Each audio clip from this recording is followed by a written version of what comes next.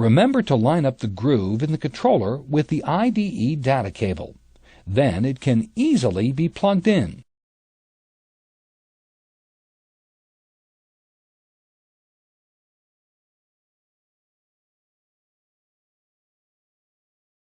Click Next to continue. This is the cable that will also connect to the hard drive.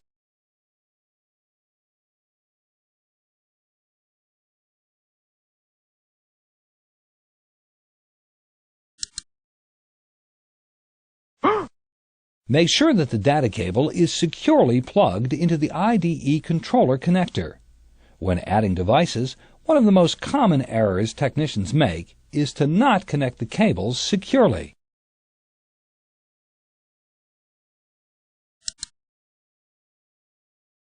Now that the data cable is connected to the controller, we're ready to attach the drive.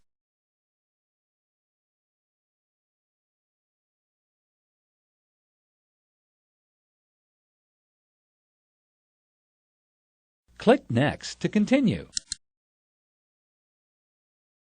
This cable has two device connectors. We'll use the middle one to connect to the hard drive.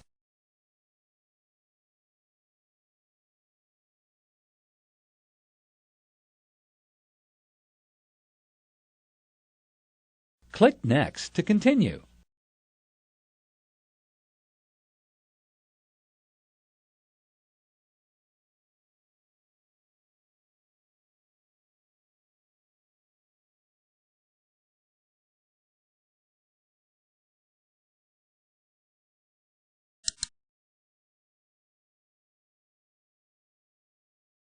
The data cable will carry information between the system board and drive.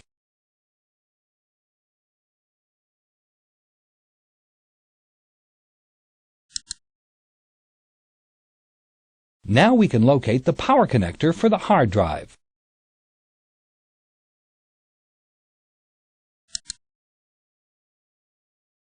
The power connector needs to be plugged into the hard drive after the data cable.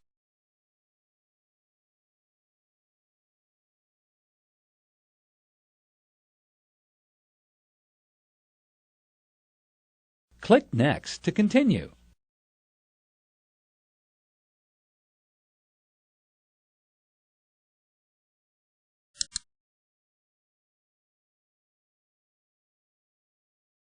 Make sure the power connector is securely plugged into the drive, since this is the connector that supplies power to the drive.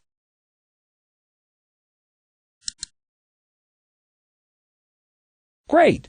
The drive is connected to the power supply through the power connector and to the IDE controller through the IDE data cable.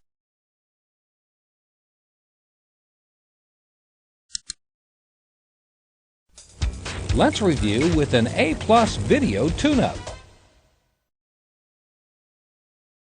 Insert the drive securely because motion can damage it.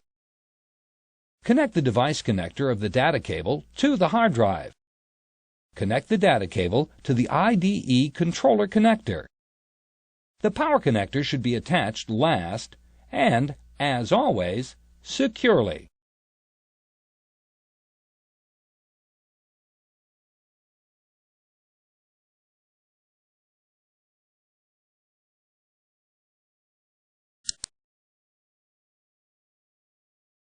Now that we've installed the hard drive, we need to configure the CMOS setup so it can use the drive.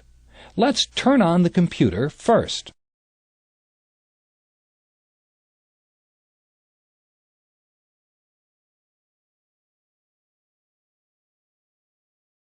Click the power button.